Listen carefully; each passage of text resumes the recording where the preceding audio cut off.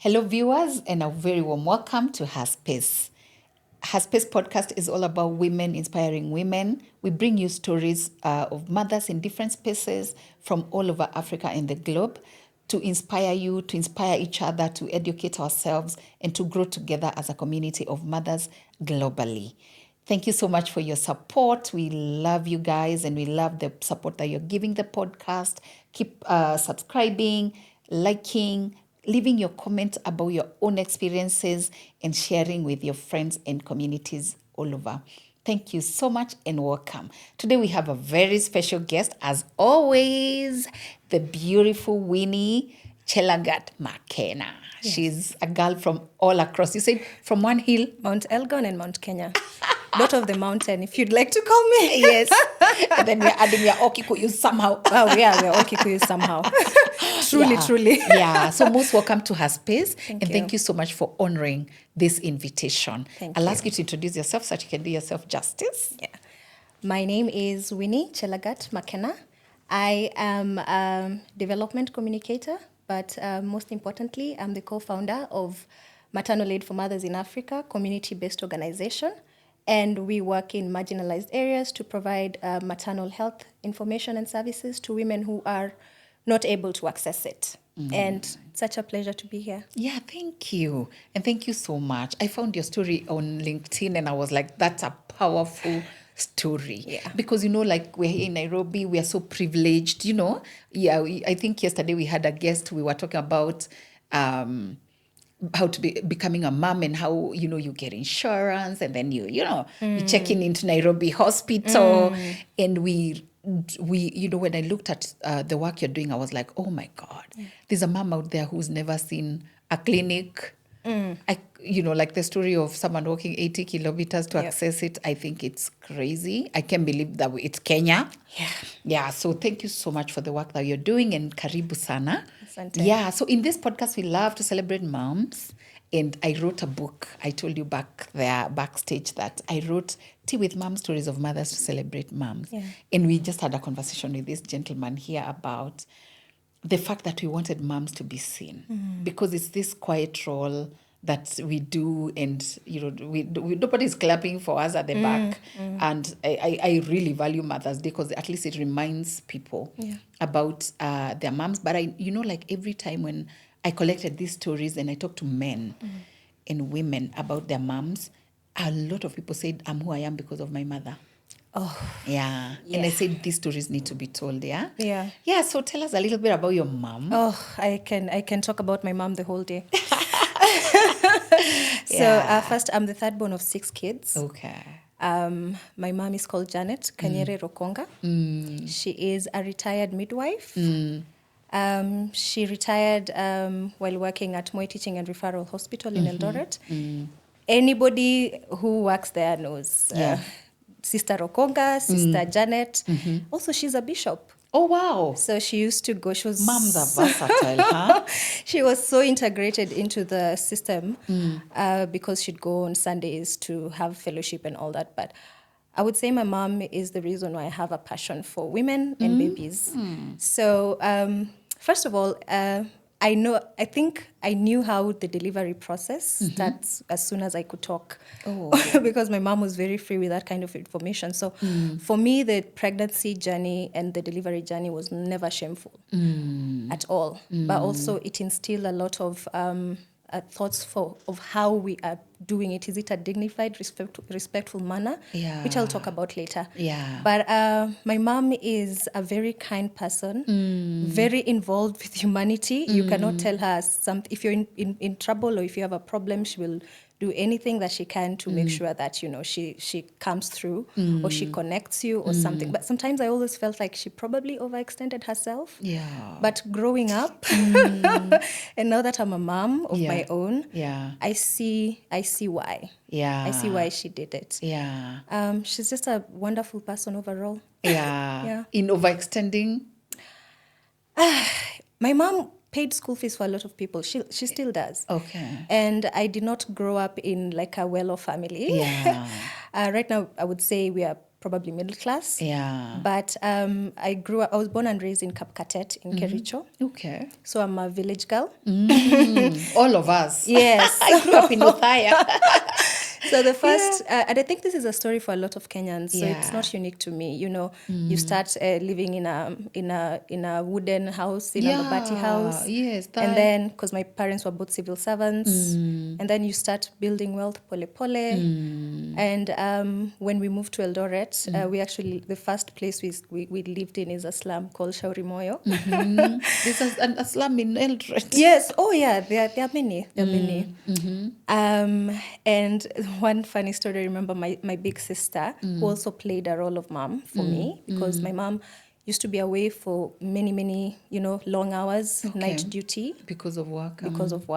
So my big sister stepped into the role of being a mom for me. She became a mini mom. A mini mom. Actually, more than a mini She was a child herself. She was a disciplinarian at a very tender age. I mean, I tell her all the time, I thank her. She's called Leah. Okay. She's a mother of 2 right now. Oh. A boy and a girl. And so my mom, I have so many things to say about her, but I would say she's just a special person. Give her a shout out. I'm sure she's listening. Hi, Mommy. I'm on TV. She's on TV. Yay. Yeah. So what will you tell her? Mom, Speak to her. I love you so much. I wish I could tell you this all the many years that I was alive. But I love you so much. Thank you for making me who I am. Thank you for inspiring me. Thank you for instilling in me humanity and just being naturally kind to people and really giving, caring about, communities and for women and girls. If it wasn't for you, Mama would not exist. So receive your flowers, Mom. Yay! And receive your flowers, Mama Winnie. We honor you. Now you're in States, would have given you M-Pesa, but now, dollars. But receive your flowers. You did a good job. Look at your gorgeous girl on TV. Yeah? She's doing a great job in honoring you and passing that. You've passed the baton nicely. Yeah, she has. Yeah. So thank you so much for the wonderful work you've done. We celebrate you. Yeah. Awesome. Yeah, because I think we don't get time to do that. Yeah. So I try to always offer people that opportunity. Yeah. Yeah. Thank you. Yeah, Thank you. to do that I proper appreciate shout that. out. Yeah. Yes. Good. So tell us about your story now, your journey Yes. of motherhood, and then we talk about Mama. Yeah. So my journey begins in 2017. I was pregnant. I got pregnant in 2017. My due date was in July, so 14th. My daughter is turning 8 Well on done. Monday, on Nice. July 14th. Happy pre-birthday. Happy birthday to her. Yeah. So at that time, I was working for an organization at the UN, somewhere in Wild Agroforestry Center. I think I can mention it, Stockholm Environment Institute. And I was a comms assistant then. And so I remember the last day of before going for maternity leave, I had a lunch date with one of my friends called Mercy Juma.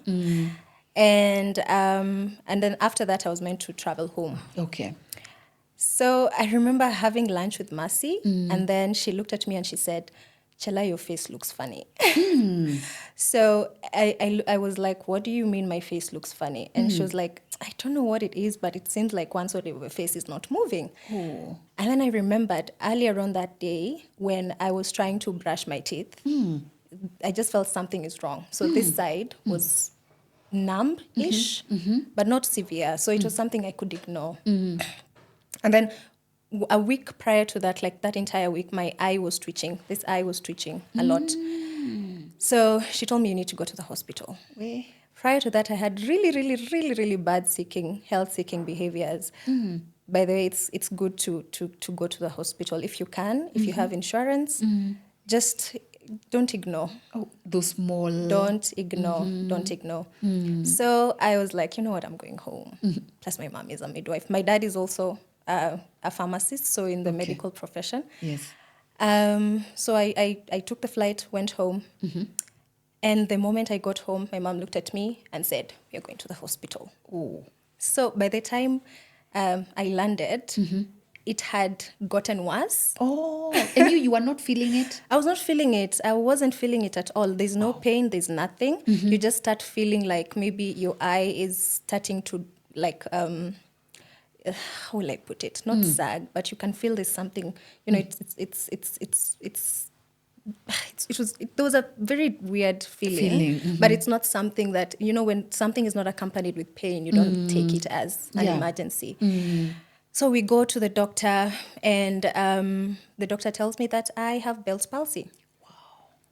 So by the time he tells me I have Bell's palsy, by the way it escalated within a few hours, it was significant. So he told me I have Bell's palsy, and the first thing I asked, is it permanent? Because now, for those who don't know what Bell's palsy is, it's a form of facial paralysis. Okay. And women who are pregnant are susceptible to it. It's one of those like diseases that come with pregnancy, like preeclampsia. Actually, mine was blood pressure also contributed to it. Okay. Yeah. So preeclampsia or diabetes, those kinds of diseases that come with pregnancy. Okay. So mine was Bell's palsy. Oh, I'm so sorry. Yeah, and I remember, so the first thing I asked, is it permanent? Because now my face is, So when you looked at yourself in the mirror, you saw it now? I saw it. Wow.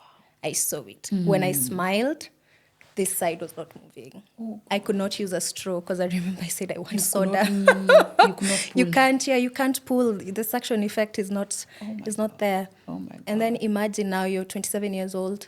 And you're also like in your third trimester. In my third trimester. Oh my. And that's when I realized I really don't know much about pregnancy. Me too. I'm like, I didn't know that also. Imagine. Yeah. And then actually, fun fact, because now, within those, it was about not 2 months, maybe a month plus, because it disappeared after I delivered. So how did you deal with it at that? No, you can't deal with it. So you're not serious? Yeah, you just manage it. Oh, you is manage. It? Yeah, there's no drugs. Well, the only drug I was given was for false tears, because now your eye has trouble shutting by itself. And you need to lubricate your eye for it to shut. Can you imagine? OMG. Yeah. So there's that list on TikTok. If you're a TikTok, I consume TikTok a lot. Where they write a list of things that come with pregnancy. Okay. I think at this point it's at 1,000 and something, but I'm quite sure. Wow. Yeah. So there's no treatment? There's no treatment for facial paralysis. You just manage it. You do exercises, with your face. You're told to, exercise it. Make sure that your eye is lubricated so that you don't get infected. Yeah.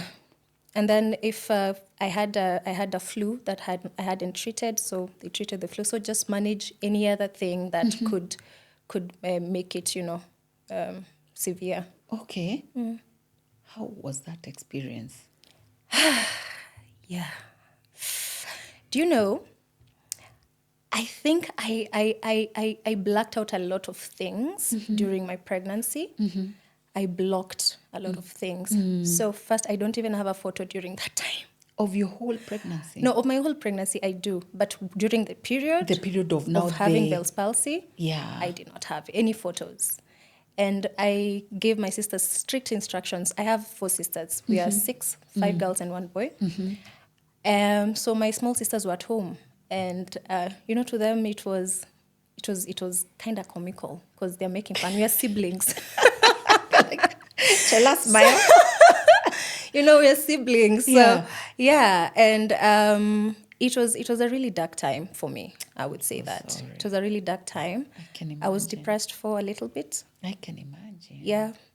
But I have to say that the fact that my mom was there and she didn't make it seem like a big deal. And she kept encouraging me and telling me, it's going to be fine. And she has this belief that most of the things, like part of healing, starts with the brain, the mind. So if you have that positive outlook and, like it's going to be better, you start healing from your brain. Inside. Yeah. Wow. Yeah. And how long did it just went on its own? Yeah, it just went on its own. And now you're perfectly beautiful. Yeah. And it's never come back. Oh, well, it hasn't, but I can still feel the imbalance in my face. You might not see it. You don't. You might not see it, but even when I smile or I laugh, I can feel it. I feel this side. Actually, there's people who are keen when I wear glasses, but people who are keen when they look at me, this eye sometimes is a little... Really? I can't see anything. Yeah. You're so pretty. Thank you. Yeah. And I'm sorry for that experience. Yeah. Wow. But you know what? Yeah. Out of it came Mama. Came Mama. Yeah. And your beautiful girl came. And my wonderful, amazing little girl, she's called Malkia. Yeah. Shiro. Wow. And healed you. And healed me. Yeah. So, like I said, one of the good things that came out of there is Mama. So during that period where I was locked in the house, I had locked myself in the house because I did not want to interact with people. So I had a lot of conversations with my friends. I did a lot of Googling and just trying to understand. It started with trying to understand what Bell's palsy is, what other conditions can I develop outside of that. And I really started to really want to understand my body. But besides that, one interesting conversation I had with a lady called Sophia, she's from Tanzania. I met her at some point when I had gone there for a short course. So Sophia told me that in her family, the women, after having the first pregnancy, usually have problems with consequent pregnancies. Okay.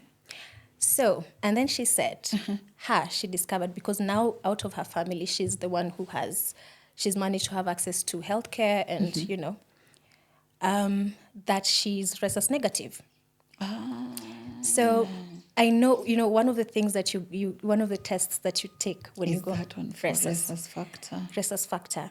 But usually, if you're not rhesus negative, you don't go further and find out why. Anything else? Yeah, why do I have to take an anti-D shot? Yes. So if you don't take the anti-D shot, after if you're pregnant the first time, you need to take the shot so that if your child, if the fetus is rhesus positive, it doesn't fight. Yeah. Your body doesn't fight it. Yeah. So if you don't take it, subsequent pregnancies can either have complications or stillbirth. Yeah. And that also goes with abortion. So if you abort a baby and you're rhesus negative, if you don't take the anti-D shot, your subsequent pregnancies will abort themselves. Yeah. Wow. And a lot of things we don't know. I know. And have you had, I remember one of the myths that I used to hear about abortion when they tell you don't do it, is that if you do it, you're never going to have kids after. Maybe that's what used to happen. Yeah. And now people made it a story. That could be it as well. Yeah. And of course, even traditionally, a lot of people lost children. Oh, yeah. Yeah. Like, like my I would be told of my great-great-grandma who lost 10 children. Like those days before they discovered the rhesus factor stories. Yeah. I mean, there's a lot of knowledge. There's a lot of knowledge. Yeah. Oh, my goodness. Wow. What an experience. Yeah. At such a young age. Yeah. I was a baby. You were a baby yourself. I was just a baby. I know. And that went on for how many? Like 2 months? About 1.5 months. Because you are very almost... Yeah. I was almost to my due date. Yeah. Wow. And all you do is wake up and massage your face. Well, at some point you even stop massaging your face. You just hope it goes away. So what I used to do is, do I even remember? I know for a fact I was very religious with the eye drops. Okay. Because I also have a history of allergies. So I was very careful with that. But yeah, there's nothing much you can do. Massage your face, make sure it's moving. And did the doctors expect it to go away? Well, they told me that there's a possibility for it to go away. Okay. But also there's a chance for it to remain permanent. So it was, it's a case-by-case basis. Wow. So we thank God for you. Yeah. And this is hibiscus tea. Please have some. Oh, thank you. Very healthy. It's nice, eh? Very nice. Wow. Awesome. And so now you're Googling, you're checking out things, you're learning a lot. Yeah. So at this time, I'm in LD and, I went back home to LD. Yeah.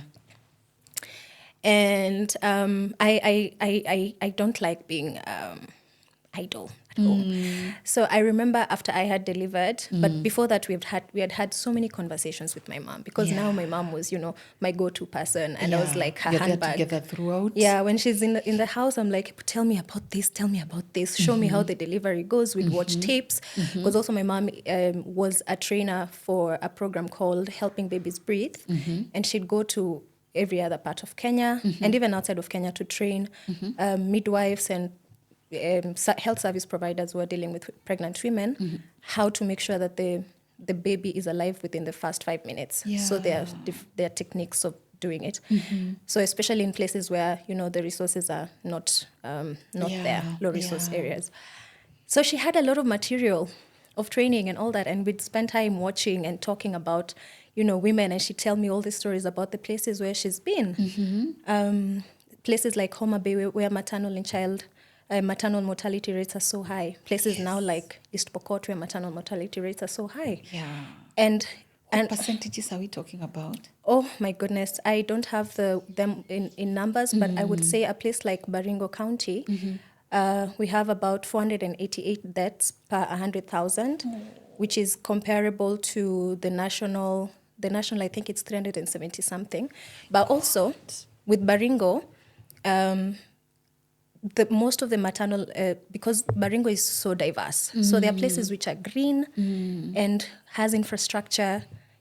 Moi came from Baringo, was a president for 24 years. Yes. And then there are places which are, semi-arid. So places like East Pokot, where people are pastoralists, where unfortunately the narrative that is out in the media is that, Pokot bandits, which by the way I want to dispel today. Akunanga? I want to dispel today. Bandits are there, but just like Nairobi, they are robbers. Oh, so they camouflage.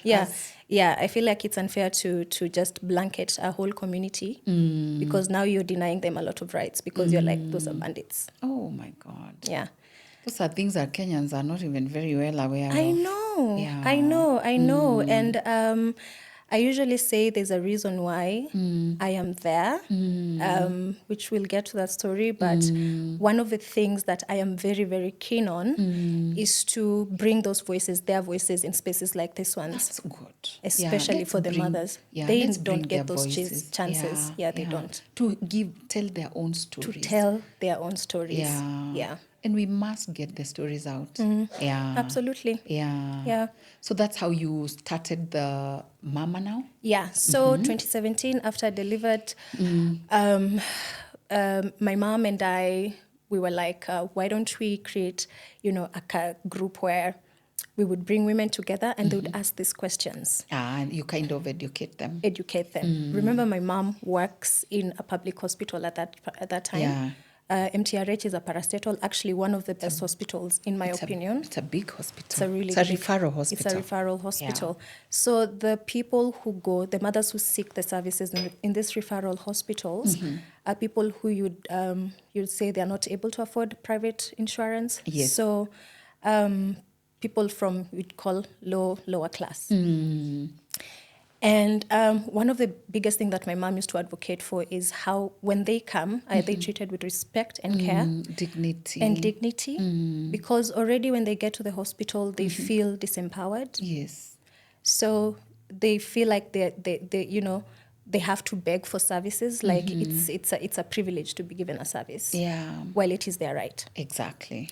Something as simple as having a birth companion, Yeah. It is important to have someone next to you who can advocate for you when in that process of giving birth, Yeah. So my mom was like, why don't we, if you bring women together, you do the admin part, you organize, I will bring my friend and we will do it. Okay, the training, now the talking. The training. The facilitating. And my mom loves to talk, so. Yes.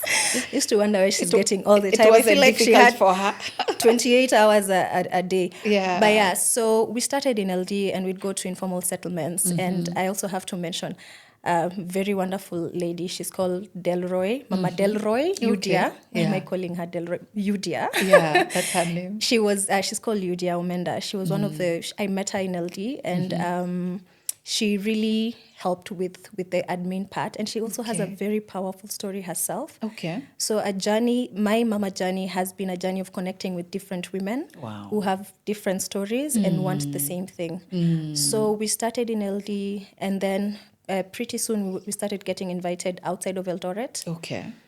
And at that time, what we used to do is that we would contribute, operational costs amongst us. Yes. And then call family members and be like, hey, Leah, we are going to a certain place.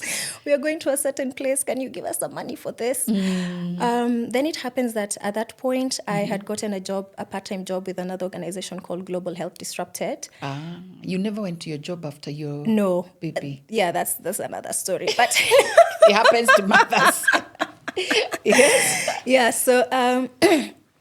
but it happened that the lady who started the organization, she's called Jordan. Okay. Yeah. So I will be mentioning women as we go along. That's good. And let's give them their flowers. Yes. So Jordan, I met her actually while working at SCI. She was a principal investigator for a certain project. She's a medical doctor. She has a PhD, very, very well educated. Such a kind-hearted woman who loves to advocate for women. So she was aware of what I'm doing. Okay. And I remember one day she called and she was like, Winnie, why don't we give you a small grant to cater for operational costs? That's cute. Yeah, because, when you're opening up to a friend, it was purely from the point of, this is what I'm doing. Like, yes. Yeah. So when my mom had that, she said, well. This is God. So now the Lord has had our prayer finally. So she said, there's a place I went. It's called in East Pokot. There's this place called Chemolingot, and I went to train. And let me tell you, Mom, the women there, they really, really, really, really did this service. Yeah. And remember when I said what I had heard about Pokot? Yes. That, bandits. It's not safe. People are hostile. And then it didn't help that NTV at that point, they had a documentary called Baringo Venom, talking about snakes. Oh my God. Now you're thinking, not the bandits now, the snakes. No, the snakes and the bandits, my mother. My God. So I remember I was like, okay, fine, we'll go, and because she insisted. When my mom is set on something. It's happening. Yes. She's just like my mom. Tough mama. Mamas, yeah. She insisted, and we went to East Pokot for the first time. And I remember I went with my baby. She was, when your baby was small now. She was small. She was, I don't know how many months old. A few months old, probably going to a year now. And you're entering the Venom area. Imagine. Oh, you're brave. So we go. I think a lot of that courage comes from my mom, by the way. Wow, that's courageous. Yeah, I was like, if she's asked me to go, I'm sure she knows what she's doing. So we were first hosted by a Catholic missionary. They're called Holy Ghost Fathers, who are now in a place called Tangul Bay. So Baringo County is the Pokot side. There's the East Tiati and West Tiati. Okay. So East Tiati, I think your Kali names are beautiful. Right? Chemolingot. Tangul Bay.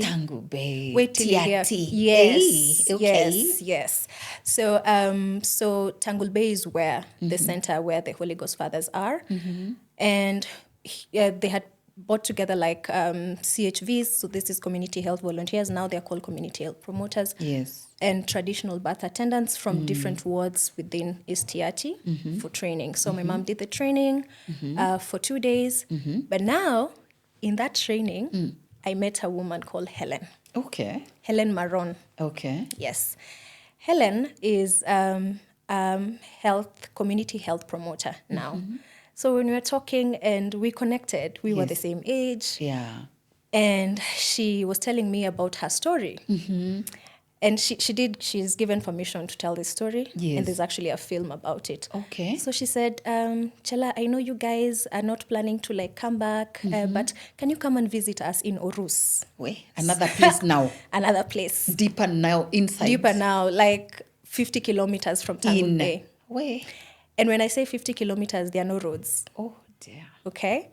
There's no internet. I mean, look at me saying Internet is even like... There's no network.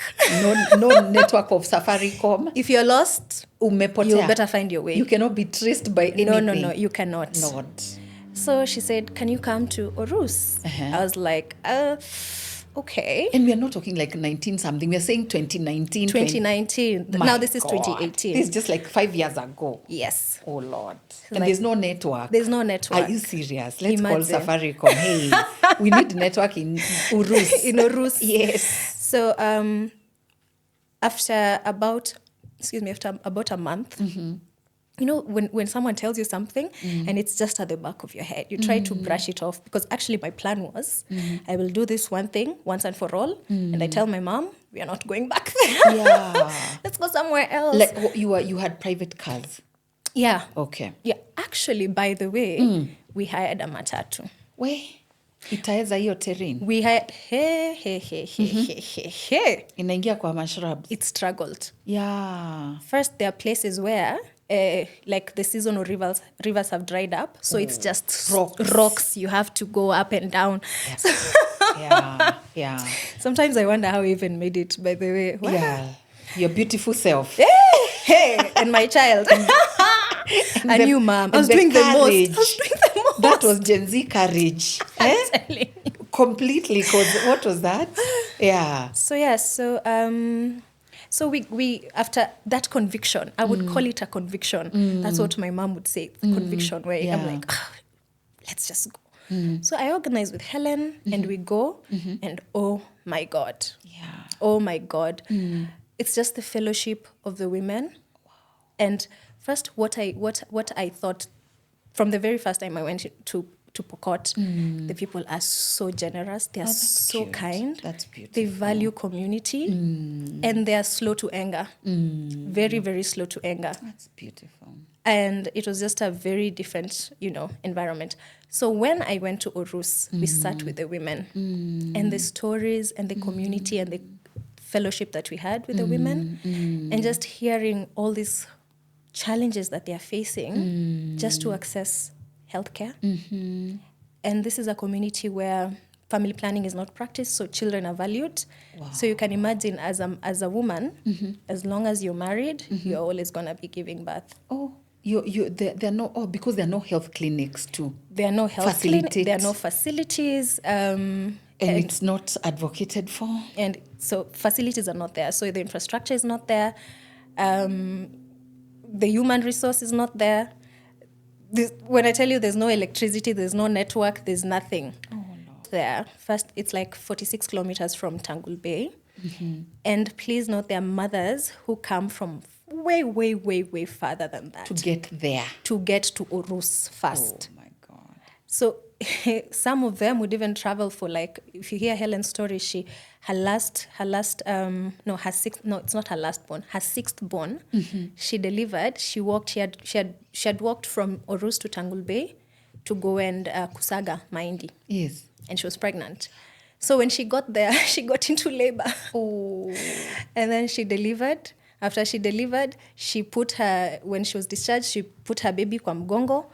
With the new unga. One? Yes. The one like a few days old? A few days, discharged, akeka unga kwa kichwa and started walking back home.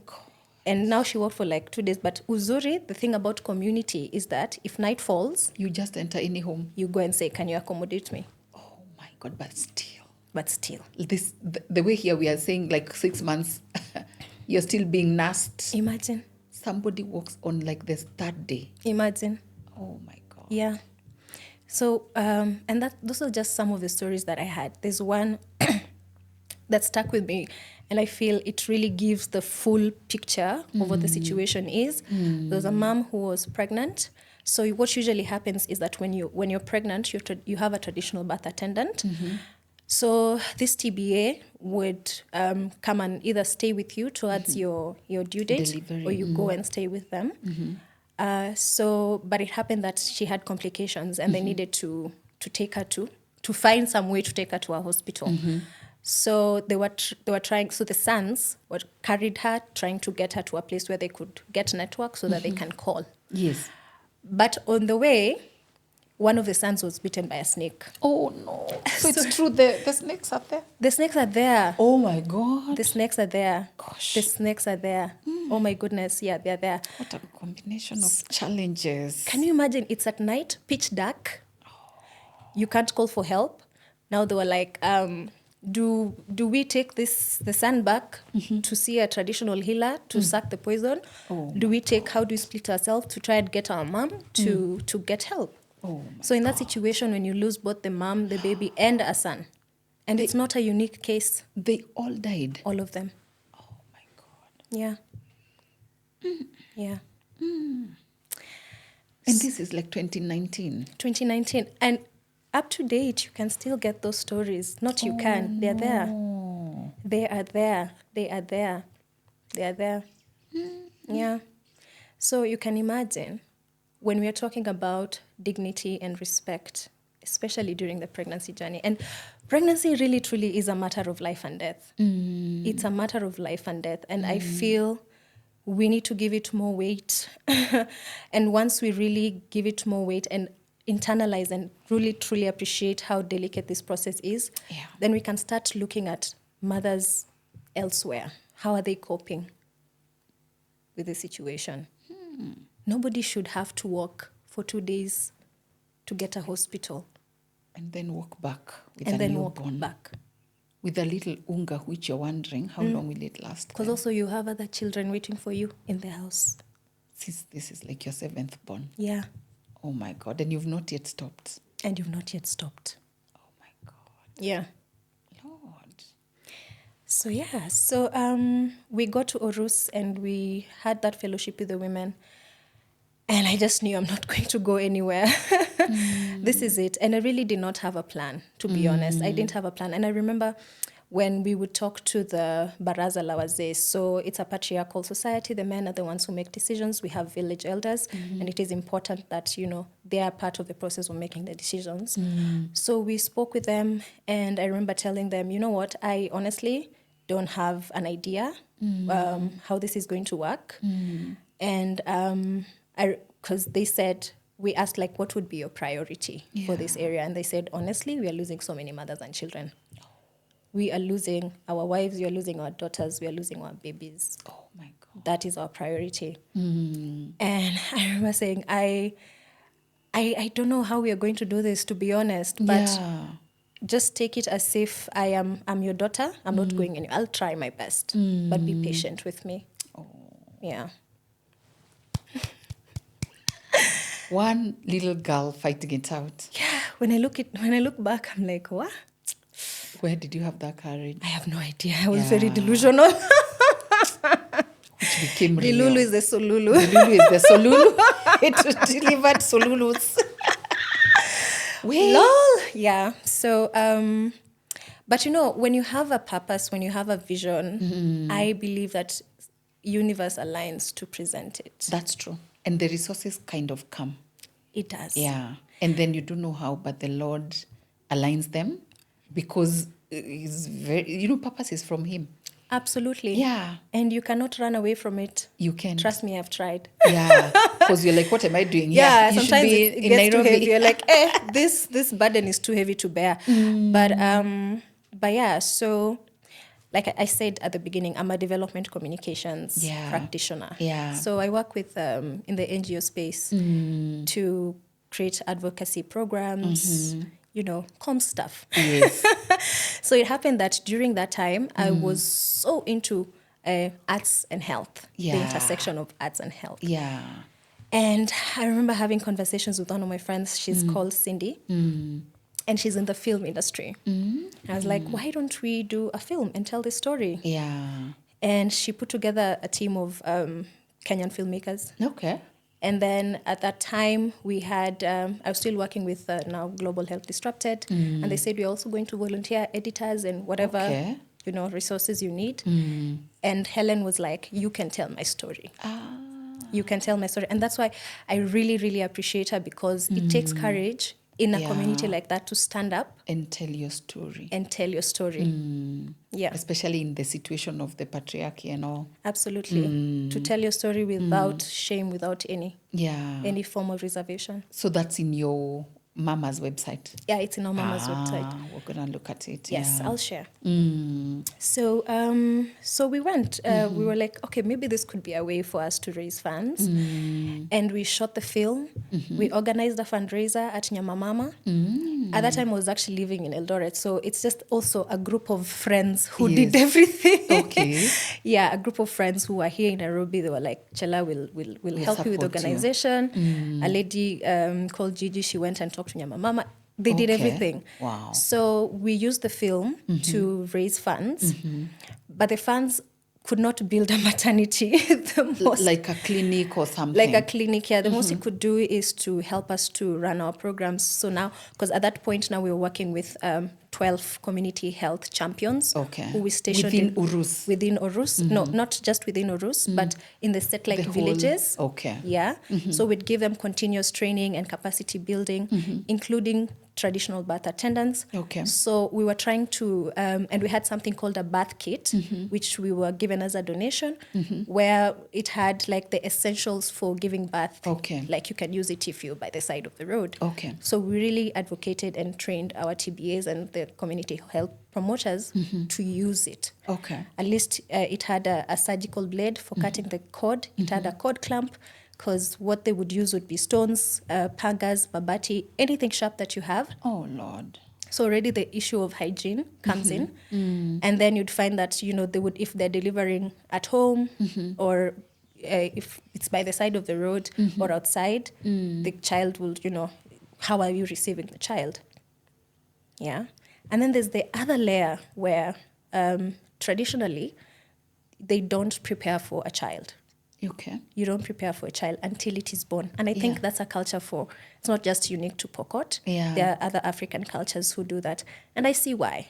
Because you're not sure that the child will even see the light of day. So you don't celebrate it before it comes. So in that situation, you don't have clothes for the child. For the baby. No preps. No preps. Lord. So cases of children, babies dying because of pneumonia or other infections, they're also very prevalent. Because the baby comes, there's no shawl, there's no nothing warm.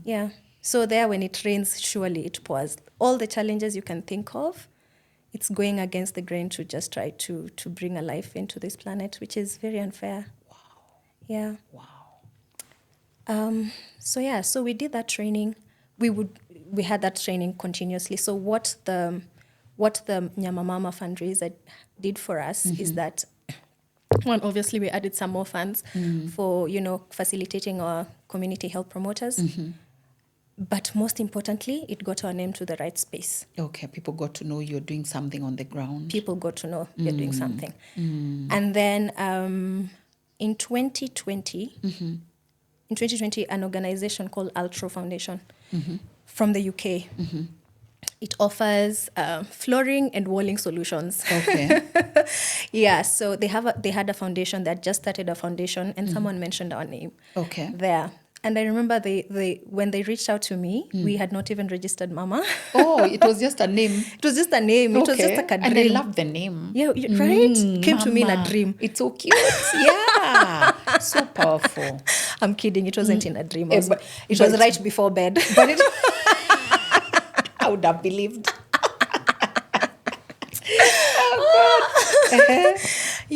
So, and I remember I was so stressed because one of the conditions was we have to be registered. For a foundation to give you anything. So, and registering an NGO in Kenya is very difficult. Hard. It takes a year. 6 months. Yes. So, I was almost passing up that opportunity, But then someone advised me and said, register a CBO. Register a CBO. That's how you ended up as a CBO. And also, my intention and a lot of our work is rooted in community. So it's very community-based. Because I would really love... this is a pilot for me. I would really love if, after we are done, I don't want to stay there forever, that we have empowered the community enough they're able to run the maternity center, because we're working with the sub-county partnership. Have the sub-county built a maternity? We have built a maternity. Well done. Yes. You as Mama? We as Mama. Well done, girl. A whole, from... Yes. From, what was her name? from this lady's From story, Hellen. from Helen's From story Helen's to story. a whole to a maternity whole clinic maternity clinic. that can afford how many people? That has an annual, right now we are doing like 200 deliveries annually. Wow. And we want to look at scale that. up to like 500 in the next 2 years. Yeah. But that takes a lot of advocacy and You rallying have the like community. resident doctors. We have a midwife Okay. and a volunteer clinical officer. Okay. So those are some of the things that are still, So yeah, so like we now with Ultra Foundation, when our name was brought up and we managed to do, the registration and all that, and we put what was necessary together, we started building. But now we had another layer. Remember those COVID? Yes. But this is an area where insecurity is very rampant because of the bandits. And in those 2 years they had, since 2020 to 2024, actually those are 4 years, we've had 2 military operations. Within the area. And what that means, what that means is that the area is closed off From anything coming from outside. anything. Remember, this is a semi-arid area, which has had 2 years of prolonged drought. Oh, Lord. Weather patterns have changed. It's a pastoralist community, so they depend on livestock for everything, to take their kids to And now school. because of drought, livestock is dying. Yes. And also there's restricted movement. Oh, my God. It's not like Kitambo, you could move with your cows everywhere. You can't do that right now. Oh, God. And I feel sometimes it's important to get to the root of the problem because everything has a ripple effect. And the person who gets to feel the brunt, the full force of the ripple effect is the woman. Local Mwananchi, the mother. It is the woman. It's the mother down there Yes. who has to take care of these 8 kids and to watch them suffer. Imagine. So like a day in the life of a Pokot woman. You wake up at say 4. You wake up at 4 a.m. When you wake up at 4 a.m., you look for water. That's the first thing. Water to make breakfast, water for when your husband wakes up, they need to wash their face and, make sure they're good and presentable. And then when your kids wake up, they help to open the you call the goats and whatever livestock is there. You prepare breakfast. Now when the husband wakes up, they have the breakfast. Then after that, you have breakfast with your kids. No, your kids have breakfast and then you have breakfast. You're the last one. Yeah. You the preparer. Yeah. Oh, God. Yeah. So, and then after that, you go and look for food. And if it's a prolonged drought, You're still the one to look for food. do you know? Let me tell you, sometimes I sit here and I feel, oh my God, I wish we had the avenues to really understand what we are going through as a collective. Because during those 2 years of drought, there's a traditional leaf, there's a herb that is always, it's a tree, a plant that is always there, whether it's come rain, come sunshine. So they will take those leaves and boil for hours so that you can remove the bitterness and the poison effect of it and then eat that. Oh, Lord. Like there's nothing else to eat. There's nothing to eat. Gosh. And you're going to eat it hivyo tu peke yake? God. And this is Kenya. And this is Kenya. It's painful. It is painful. So the military operation happened, which really delayed, us building because, again, materials are not easily found there. So you have to transport materials from Nakuru, from Marigat. And then Ultra Foundation, like I said, they have walling and flooring solutions. And they are special in a way that what you chose doesn't require a lot of water to clean. I'll share with you photos. Yeah. So, like I said, I think everything aligns and comes at its time. So they had to import those things from the UK to here. Wow. It took a while, but it was worth it. Yeah. It All was the worth way it. to that village. All the way to that village. So you built something. How big is it? It's big. It's Okay. big. I'll show you. Yeah, Yeah, so it has a resource center. Okay. A community hall, which on Sundays is used by the community as a church. As a church, full gospel church is there. And then it has, so it has a kitchen. And there's a reason why. That's cute. Because women, when they come with the TBAs, because we encourage in the community when we're giving them education, we encourage them to come to the center to deliver. You bring your clients to us to help you. Okay. So, but bring them early. You don't have to wait for an emergency to happen to come. So, but when they come, where will they sleep? the what will same they eat? place. Exactly. Yeah, so the kitchen is to help food Yeah. get prepared. Yeah. And so we wanted to also model the kind of the experience that they get within the community, but also just making it more safe, more hygienic, more respectable, with more dignity. Well done. Yeah, yeah. My God, it must be a sight to behold. It is a place sight. where people feel good. It is a sight to behold. And the fact that the fact that it's called Mama, Well done. you know, so the mothers feel they have It's something their that place. it is their It's place. their place. It is their place. Wow. Yeah. A place they can come and rest. Yeah. A bit. And even just beat stories. Yeah, I know. Yeah.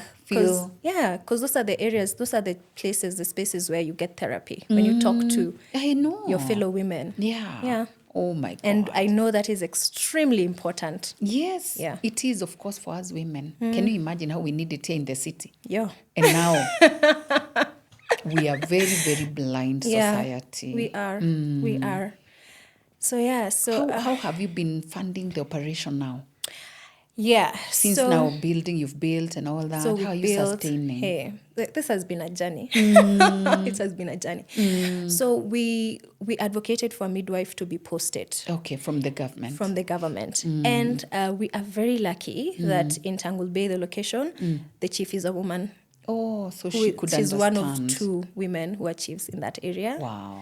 So she could, and she is so passionate, and she pushed and she pushed. Because also this is a place that has very harsh living conditions. Of course. So nobody wants to go there. Nobody wants to go there. Yeah, I can imagine. Yeah, nobody wants to go there. But we found someone called Grace Mata. She's a fantastic, fantastic midwife. Wow. She's from the area, not exactly from Orus, but Okay. she's also a Pokot. And Okay. she, so it was easy for her to Understands her integrate. people. She understands her people. And she has been doing a fantastic job with the very, very least resources.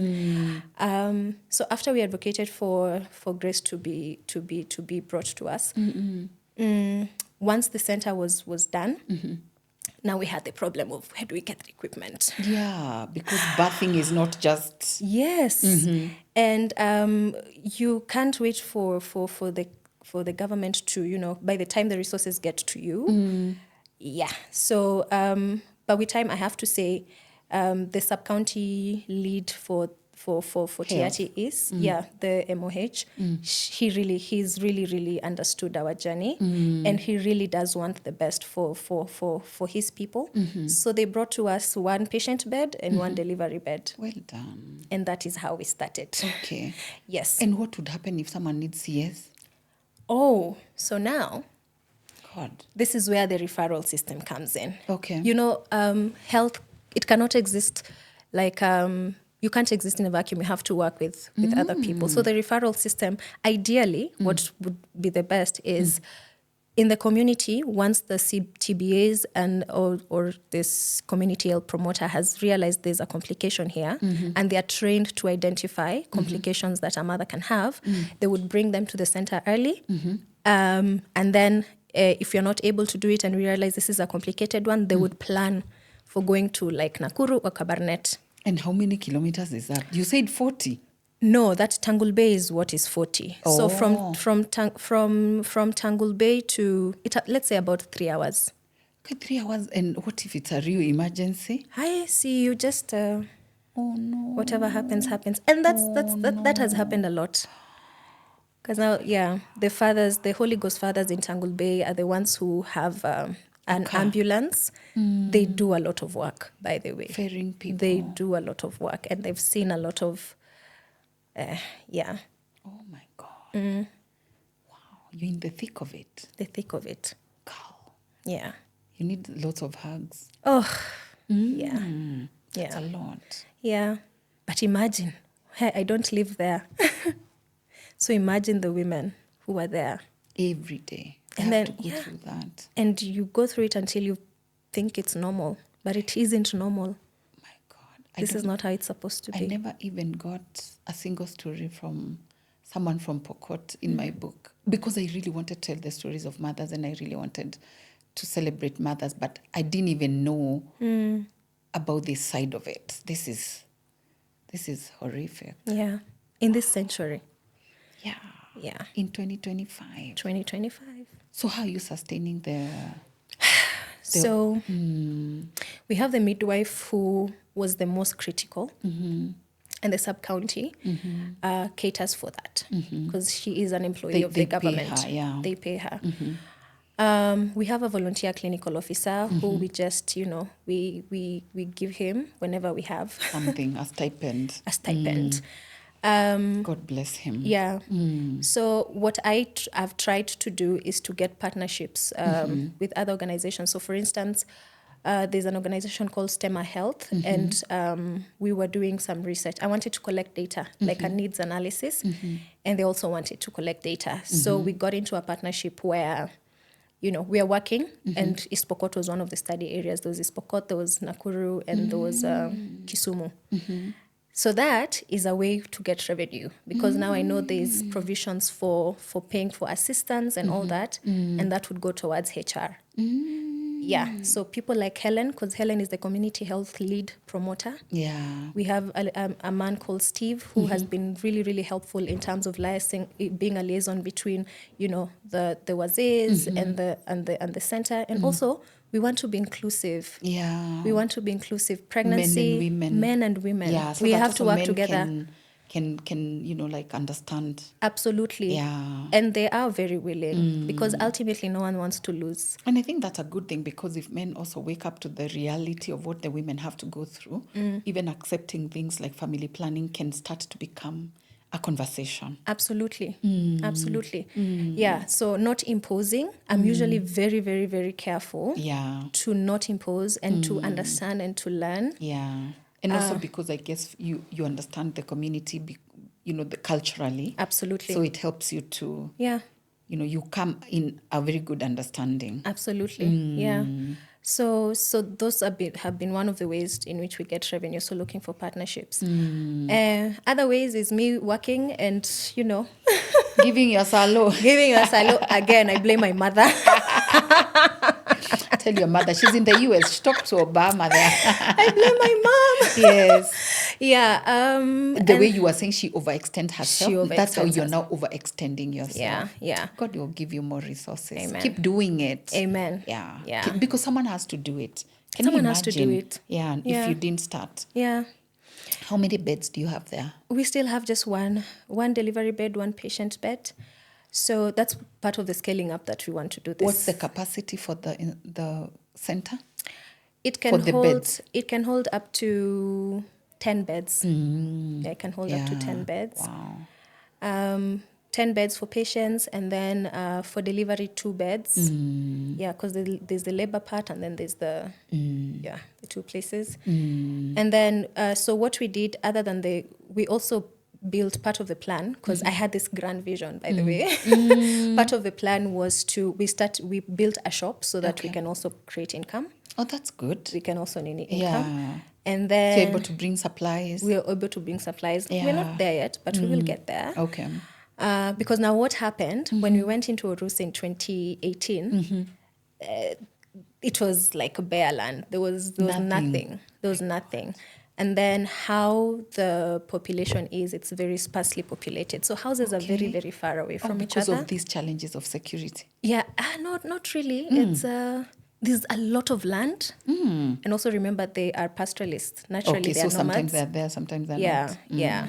So when we went there, when you get to Orus, you'd be like, okay, so this is Orus. The only thing that could show you is Orus. It's a primary school, which, by the way, is very pathetic. Oh, dear God. Oh, my God. There are bats. And there are kids who are growing up there to be future presidents. Oh, they have such a great chance. The inequality. It is, when you go there, it feels like you are stepping into another reality. Yeah, it's very difficult to reconcile these two worlds. So, but now, when you go there, it's easy. I really understood the whole geography thing where businesses have started to sprout up. Okay. Network is starting to be better. Okay. Now you don't have to go to a specific tree to make a call. Thank you, Safaricom. Praise God. That thing used to be frustrating. I know. Like you're off. I can tell you guys, I'm entering Urus, please. Let's connect after 3 days. It doesn't matter how you lie to yourself and be like, I'm going to have, 1 week of just, oh my gosh, plugging off. Hey. This is After serious 2 issues days, of climbing trees. yeah. God.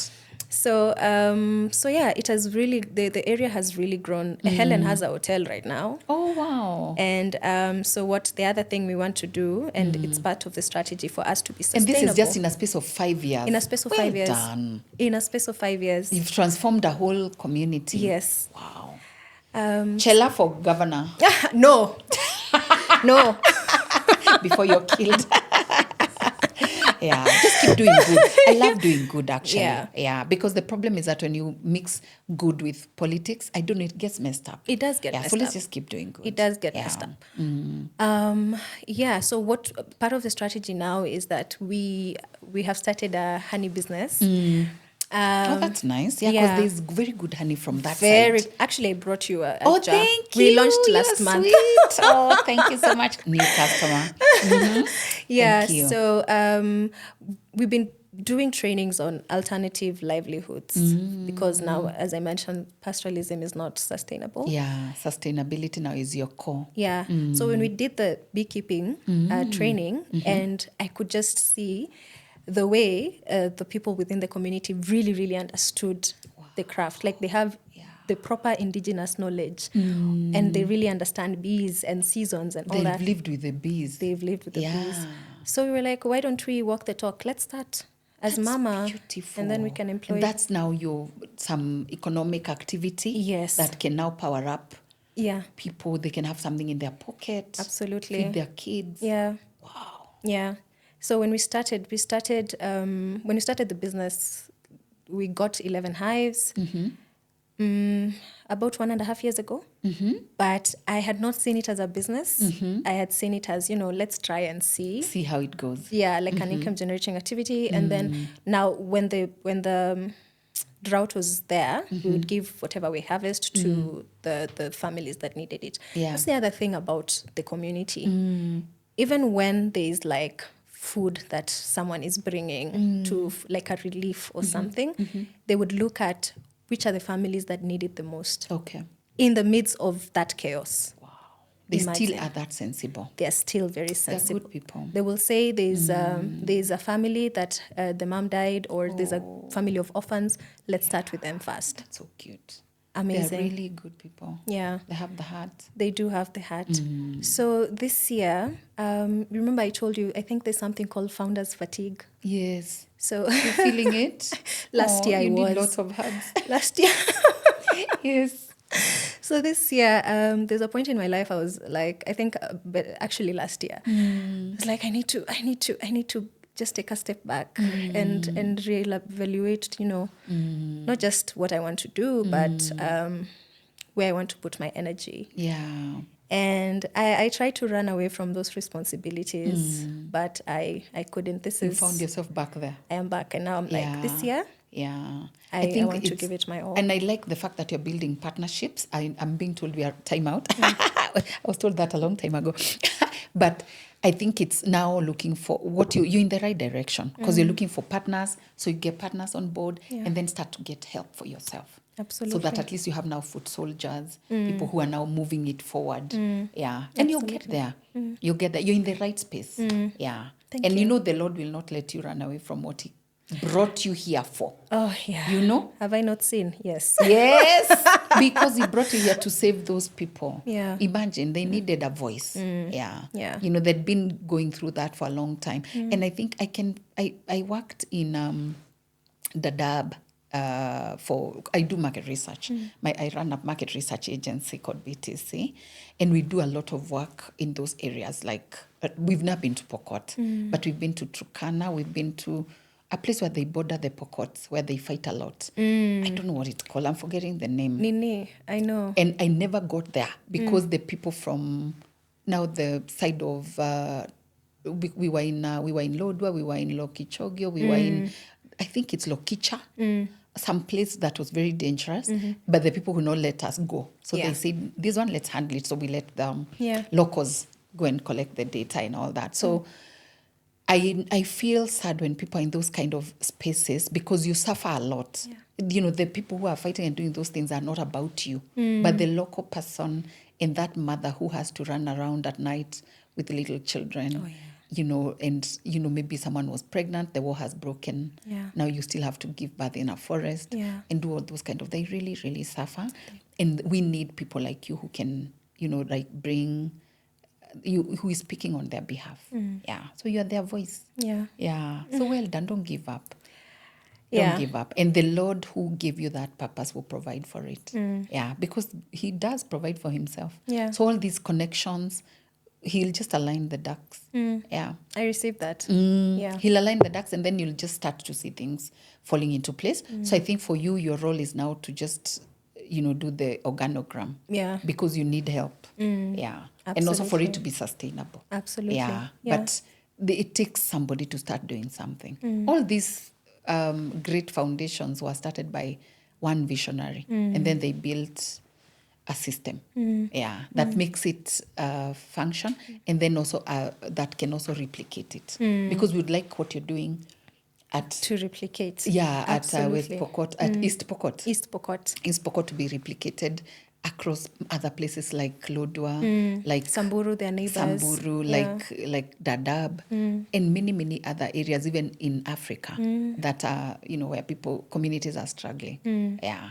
Absolutely. So well done. I'm so proud of you, young girl. Thank you. I'm so proud of you. Thank I'm you. so proud of you and proud of Mama and the work that you're doing. And I'm happy that you got to meet Rotarians.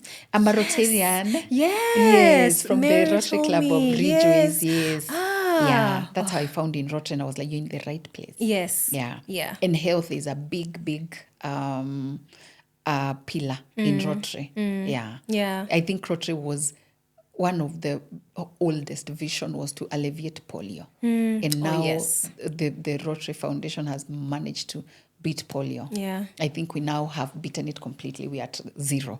So I believe that you're in the right space. Yeah. I'm sure there are many, many Rotarians who'd like to jump onto that project and help you see it to a good place. Yeah. Yeah. In my Rotary Club, we're giving beds to Pumwani. It's one of our projects this year. We want to also support the Pumwani maternity wing. So I think last year we gave 1 bed. This year we want to give 5 beds. So we call on us. Kudos. Yeah, call on us. I'm sure a lot of us will come Yeah. together and we can at least add 2 or 3 beds there.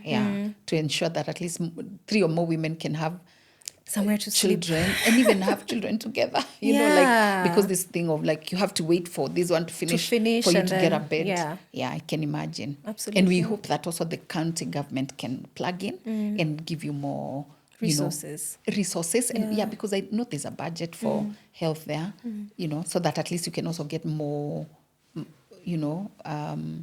midwives and more we need clinical more human officers, resource, and maybe eventually you'll need a solution for CS. Absolutely. Because there's always that emergency. Yeah. I imagine how in Nairobi myself I had an emergency CS. And the good thing is that at least I'm near Nairobi Hospital. So if I wasn't in a situation like that, probably would never have made it myself and my child. So I'm imagining how many cases like those, when it's a real emergency, it can take 3 hours for you to get to the fathers and to be taken for 3 hours to Nakuru. It can be really, So there's a lot of work to be done. There is. You entered the toughest space. But I'm ready. Yeah, well done. I've accepted it. Yeah. What do you do for fun? To wind down? I spend a lot of time with my friends. Oh, that's good. I have a very small circle. That's good. I just like to, and my daughter. Yeah, that's good. Yeah. But I like... now you're a mother of many. Now I'm a mother of many. I actually have children named after me. Yo, there's a lot of Chelas or Makenas. She's so funny. No, Winnie's. Chelas. Allah. Winnie has become a household name. Yeah, my mom was telling me I'm taking over because she has a lot of children named Janet or Rokonga or Kanyere. Because of her. Yeah, well done. Yeah. 2 powerful women who are advancing a huge cause. Yeah. We I think at Huspace we can only wish you the best. Thank and you. well done for mamas. And we ask all people out there to please donate. Yeah. We're going to put your credentials at the video so that at least all people out there who can see us and can hear us Yeah. to donate to the cause. Yeah. So just Appreciate give that. us the pay bills. We're going to spread the word. Yeah. And, for good cause. And we pray for you and we hope that you can mainstream. Just give it proper structure so that at least get support. Yeah. Absolutely. So get as much support as possible. This work of transforming communities cannot be done alone. It's hard work. Yeah. You're So right. before I joined Rotary, I used to do those things, but when I joined Rotary, I found a community of people who are loving it, who love to do it. So I would also urge you to join Rotary. I am a Rotarian. Oh, excellent. Rotary Ngong Road. In fact, good. charter member. Perfect. Even I charter member for Ridgeways. Yeah, so Gong Road should take up that and actually it's project. It's in the works. Yeah. And you're right. Found a really actually part of the encouragement to actually do this. Is because of Rotary. Oh, that's awesome. Yeah. And get the Rotarians to partner with other clubs. To be able to to get us more but this Kenya needs a lot of help, but that one is really core. That is dire. It is dire. That one is it's really dire. So thank you for coming. What would you tell just give a shout out to people of Urus? Oh, my people of Urus. Yes. We have gotten here and there's still more to be done, and we will get there. And to the women who have been the source of inspiration for this work, you are Mama, and we will get there. We will get there. And I love you guys so much. Thank you. Thank you so much. Thank you so much for coming. Thank you for sharing your story, and thank you for the work that you're doing. Thank you. It will be acknowledged, it will be beautiful, and it will go down. Like one person started it, and soon I'm sure we're going to have a serious hospital there. Amen. And no other mother will have to die. Amen. No other child will have to die. So we can save them all. So thank you so much for coming. Thank you so much, our viewers. We had Winnie Chelagat. So please, if you're having a baby right now, you can name her Chela. They'll have to wait until evening because Chela means born in the evening. Oh my God, if your labor can wait. So we had Winnie Chelagat telling us the story of amazing moms of Urus. And I give you your flowers, Hellen and all those other mamas down there who are doing a great job, holding each other, helping each other, going through those kilometers to get access and even to support each other to birth healthy children who will become presidents, who will become great leaders, who will become amazing people in our community.